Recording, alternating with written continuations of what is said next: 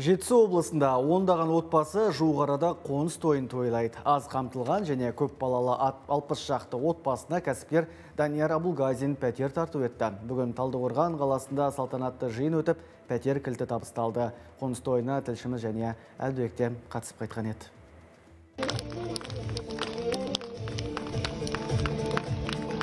Бұл еңсесі биік әрі жарық 3 бөлмелі пәтерде енді көп балалы отбасы Тәуірбаевтар тұратын болады. Әсел Тәуірбаеваның айтуынша, жылдар бойы жалдамалы пәтер жағалап отбасының берекесі кеткен. Үйдің тұңғышы 16 жастағы жеткіншек бокстан Қазақстанның спорт шебері. Енді міне спорт мектебінің маңында орналасқан су жаңа пәтерде балалар алаңсыз үйірмеге барып, өз үйімізден қатынайтын болды, деді ол, қуанышын жасыра алмай. Рамазан айында қуанышқа кенеліп жатырмыз, бала шағамыз әлі білмейді.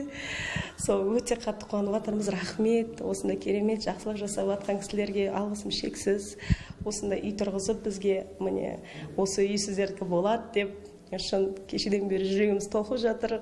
Бұл пәтерлер жергілікті биліктің үй кезегінде тұрған көп балалы отбасылар, жалғыз басты аналар, мүгедектігі бар жандар, ерекше қажеттілігі бар бала өсіріп отырған 60 отбасыға бұйырды. Ас үйі ең қажет жабдықтар мен тоңазытқыш бірге берілді. 5 қабаттан тұратын тұрғын үйдің құрылысына 1 миллиард теңге жұмсалған. Баспанаға мұқтаж жандарға кәсіпкер Данияр Абылғазин қол ұшын созып, құрылысқа қаржы құйған. В прошлом году президент на встрече с предпринимателями, с бизнесменами. Өткен жылы президент кәсіпкерлермен кездесуде ол бизнестен екі нәрсе талап етілетінін айтты. Біріншісі бизнеске инвестиция, екіншісі әлеуметтік жобаларға инвестиция. Бұл жатақханалар, тұрғын үйлер, спорт нысандары болуы мүмкін. Осыдан кейін менде бір нәрсе салуға жет екені туралы идея туындады.